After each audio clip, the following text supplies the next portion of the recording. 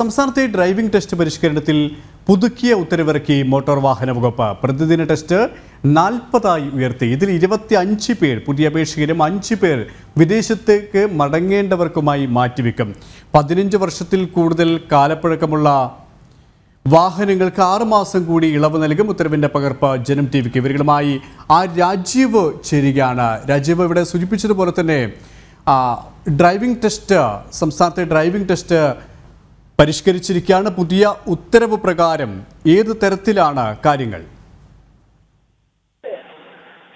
സുരേഷ്, കഴിഞ്ഞ കുറേ ദിവസങ്ങളായി വലിയ രീതിയിലുള്ള പ്രതിഷേധമായിരുന്നു ഡ്രൈവിംഗ് സ്കൂൾ ഉടമകളുടെ ഭാഗത്തു നിന്നുണ്ടായത്. മോട്ടോർ വാഹന വകുപ്പ് ഇറക്കിയ ഉത്തരവ് പരിഷ്കരിക്കണമെന്ന് ആവശ്യപ്പെട്ടുകൊണ്ടായിരുന്നു ഡ്രൈവിംഗ് സ്കൂൾ ഉടമകൾ പ്രതിഷേധവുമായി രംഗത്തെത്തിയത്. പ്രധാനമായും ഡ്രൈവിംഗ് ടെസ്റ്റുകളുടെ പ്രതിദിന എണ്ണം 30 പരിഷ്കരിച്ചത്. ഇതിന്റെ ഭാഗമായി പ്രതിഷേധമുണ്ടാവുകയും ഡ്രൈവിംഗ് ടെസ്റ്റ് നിർത്തിവെക്കുന്ന സാഹചര്യം ഉണ്ടാവുകയും ചെയ്തിരുന്നു. ഇതിനുശേഷമാണ് ഏതായാലും കഴിഞ്ഞ ദിവസം ഗതാഗത കമ്മീഷൻ ഉൾപ്പെടെയുള്ളവരുമായി ചർച്ചയ്ക്ക് ശേഷമാണ് നിലവിലിപ്പോൾ വീണ്ടും ഈ ഉത്തരവ് പരിഷ്കരിച്ചിരിക്കുന്നത്. ഇത് പ്രകാരം 30 നിന്നും 40 പ്രതിദിന ഡ്രൈവിംഗ് ടെസ്റ്റുകളുടെ എണ്ണം ഉയർത്തിയിട്ടുണ്ട്. ഇതിൽ തന്നെ 25 പുതിയ ഡ്രൈവിംഗ് ടെസ്റ്റുകളായിരിക്കും പുതിയ ആൾക്കാർക്ക് വേണ്ടിയായിരിക്കും നടത്തുക. റീടെസ്റ്റിന് വേണ്ടി 10, അതുപോലെ തന്നെ വിദേശത്തേക്ക് മടങ്ങേണ്ടവർക്ക് വേണ്ടി 5, ഈ രീതിയിലാണ് 40 എന്ന എണ്ണത്തിലേക്ക് ക്രമീകരിച്ചിരിക്കുന്നത്. ഇതിനൊപ്പം ചില ഇളവുകൾ കൂടി ഈ ഉത്തരവിൽ നൽകിയിട്ടുണ്ട്. പ്രധാനമായും ഡ്രൈവിംഗ് സ്കൂൾ ഉടമകൾ ആവശ്യപ്പെട്ടിരുന്ന ഏറ്റവും പ്രധാനപ്പെട്ട ഒരു കാര്യം ഈ വാഹനങ്ങളിൽ ക്യാമറ ഘടിപ്പിക്കുന്നതിനുള്ള കാലയളവ് നീട്ടിത്തരണമെന്നായിരുന്നു. അത് 3 മാസം കൂടി ദീർഘിപ്പിച്ചിരിക്കുന്നു.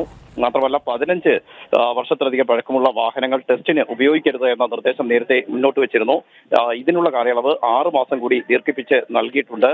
അതേസമയം തന്നെ ഇരട്ട ക്ലച്ചും ഇരട്ട ബ്രേക്കുമുള്ള വാഹനങ്ങൾ ഡ്രൈവിംഗ് ടെസ്റ്റിനായി ഉപയോഗിക്കരുതെന്ന നിർദ്ദേശവും പുതിയ ഉത്തരവിൽ പറയുന്നുണ്ട്. കാരണം ഈ ഡ്രൈവിംഗ് സ്കൂളുകൾ പലതും ഇരട്ട ക്ലച്ചും ഇരട്ട ബ്രേക്കുമുള്ള വാഹനങ്ങളാണ് ടെസ്റ്റിനായി ഉപയോഗിക്കുന്നത്. അത്തരം വാഹനങ്ങൾ ഇനി മുതൽ ഉപയോഗിക്കാൻ കഴിയില്ല എന്ന നിർദ്ദേശം കൂടി ഈ ഉത്തരവിൽ മുന്നോട്ട് വെച്ചിട്ടുണ്ട്.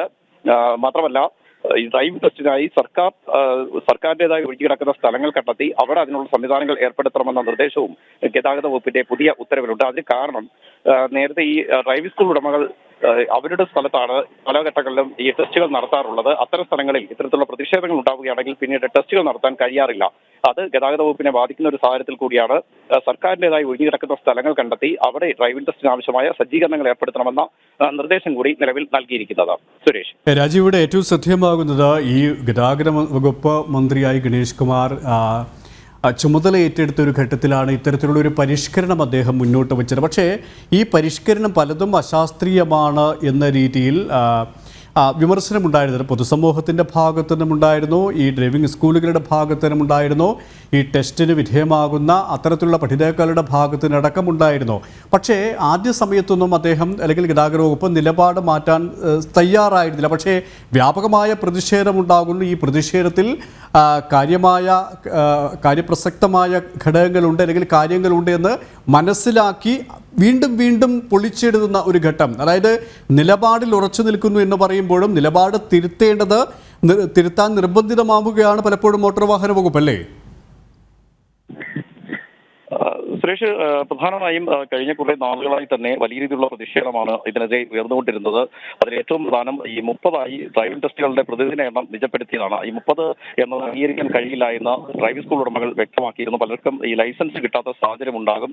മാത്രമല്ല മറ്റു ചില പരിഷ്കാരങ്ങൾ കൂടി ഏർപ്പെടുത്തുകയും ചെയ്തിരുന്നു. അതിലൊന്നാണ് ഈ വാഹനങ്ങളുടെ ഡാഷ്ബോർഡിൽ ക്യാമറ ഘടിപ്പിക്കണം. മാത്രമല്ല ഈ 15 വർഷത്തിലധികം പഴക്കമുള്ള വാഹനങ്ങൾ ടെസ്റ്റിനായി ഉപയോഗിക്കരുത് എന്ന നിർദ്ദേശങ്ങൾ കൂടി കഴിഞ്ഞ ഉത്തരവിൽ നൽകിയിരുന്നു. ആ ഉത്തരവ് പിൻവലിക്കണമെന്ന് ആവശ്യപ്പെട്ടുകൊണ്ടായിരുന്നു 3 ദിവസമായി ഡ്രൈവിംഗ് സ്കൂൾ ഉടമകൾ പ്രതിഷേധവുമായി രംഗത്ത് വന്നത്. പണിമുടക്കിക്കൊണ്ടായിരുന്നു അവരുടെ പ്രതിഷേധം. ഇത് പലർക്കും ഈ ഡ്രൈവിംഗ് ടെസ്റ്റ് നടത്തി ലൈസൻസ് കിട്ടുന്നതിന് തടസ്സമുണ്ടാക്കുകയും ചെയ്തിരുന്നു. അനിശ്ചിതമായി ഈ പ്രശ്നം നീണ്ടുപോവുകയാണെങ്കിൽ അത് ഗതാഗത വകുപ്പിനെ സാരമായി ബാധിക്കാനുള്ള സാധ്യതയും നിലനിൽക്കുന്നുണ്ടായിരുന്നു. ഇക്കാര്യങ്ങൾ നേരത്തെ തന്നെ ഗതാഗത കമ്മീഷണർ സർക്കാരിനെ അറിയിച്ചതുമാണ്. ഇതിന്റെ പശ്ചാത്തലത്തിലാണ് സർക്കാർ ഈ ഡ്രൈവിംഗ് സ്കൂൾ ഉടമകളുമായി ഒരു ചർച്ച നടത്തുന്നതിന് ഗതാഗത കമ്മീഷണറെ ചുമതലപ്പെടുത്തിയത്. ഗതാഗത കമ്മീഷണറുമായുള്ള ചർച്ചയിൽ അവർ മുന്നോട്ട് വെച്ചതും ഈ ആവശ്യങ്ങൾ തന്നെയാണ്. ചില അശാസ്ത്രീയമായ പരിഷ്കാരങ്ങളാണ് ഇപ്പോൾ വരുത്തിയിരുന്നത്. അത് അംഗീകരിക്കാൻ കഴിയില്ല. ഈ പരിഷ്കാരങ്ങളുമായി മുന്നോട്ട് പോവുകയാണെങ്കിൽ ഡ്രൈവിംഗ് സ്കൂളുകൾ പൂട്ടുന്ന ഒരു സാഹചര്യത്തിലേക്ക് എത്തും. CIT ഉൾപ്പെടെയായിരുന്നു പ്രധാനമായും സർക്കാരിന്റെ തീരുമാനത്തിനെതിരെ പരസ്യമായി രംഗത്ത് വന്നത്. ഈ ഒരു സാഹചര്യത്തിൽ കൂടിയാണ് എന്തായാലും ഇപ്പോൾ ഒരു പുനരാലോചനയ്ക്ക് സർക്കാർ തയ്യാറായത് എന്നതാണ് ഏറ്റവും പ്രധാനപ്പെട്ട ഒരു വസ്തുത. കാരണം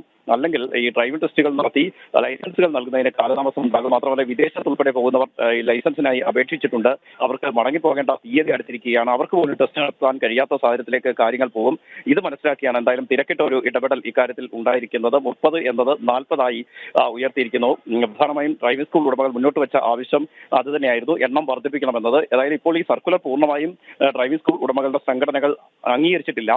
CITUവിന്റെ ഉൾപ്പെടെ യോഗം ഉച്ചയ്ക്ക് ശേഷം ചേരുന്നുണ്ട്. ആ യോഗത്തിലാകും ഈ സർക്കുലർ അംഗീകരിക്കണോ, പുതിയ ഉത്തരവ് അംഗീകരിക്കണോ എന്നത് സംബന്ധിച്ച തീരുമാനമുണ്ടാവുക. സുരേഷ്. സംസ്ഥാനത്തെ ഡ്രൈവിംഗ് ടെസ്റ്റ് പരിഷ്കരണത്തിലാണ് പുതുക്കിയ ഉത്തരവിറക്കിയത് മോട്ടോർ വാഹന വകുപ്പ്.